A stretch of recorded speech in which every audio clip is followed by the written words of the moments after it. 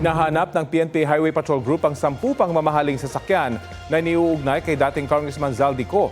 Tungkol naman sa pagkumpiska sa 12 pang luxury vehicles noong January 8, iginiit ng PNP HPG at Bureau of Customs na may sapat itong legal na basihan. Narito po ang aking report.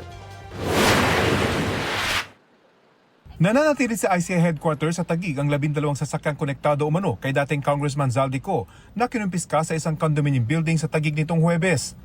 Binalikan na mga ito ng mga tauhan ng PNP Highway Patrol Group tumanggi magbigay ng pahayag ang mga tauhan ng HPG.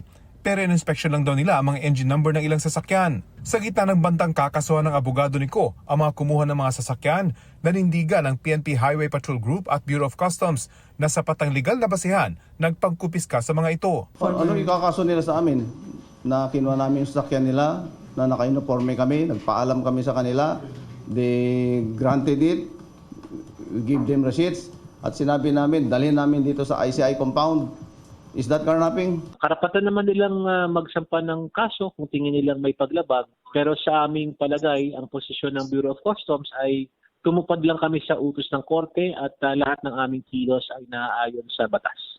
Ayon sa BOC, matapos makatanggap ng impormasyon mula sa ICI tungkol sa mga sasakyan ni Ko, chinek daw nila ang kanilang system at lumabas na walang import permit ang mga ito. Hindi naman ganun ka-substantial yung number ng entries for Rolls-Royces in the Philippines. So the fact that it is not there, it creates a strong presumption that it is unlawfully imported. Titingnan natin dito, baka naman ibang entry ang ginamit, tapos it might fall under misdeclaration or misclassification. So it's still early in our investigation. We will observe due process. Ayon sa HPG, hinahanap ang 10 pang sasakyang konektado umano kay Ko. Surrender nyo na yan. Baka abutan pa sa inyo. Hindi rin naman ninyo magagamit yan dahil huli hindi naman kayo sa kalsada. At hindi rin naman ninyo may ibebenta yan. Pag inabutan pa sa inyo, kayo pa ang mananagot. Wala pang bagong pahayag ang kampo ni Ko.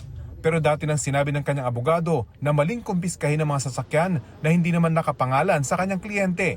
Rafi Tima nagbabalita para sa GMA Integrated News.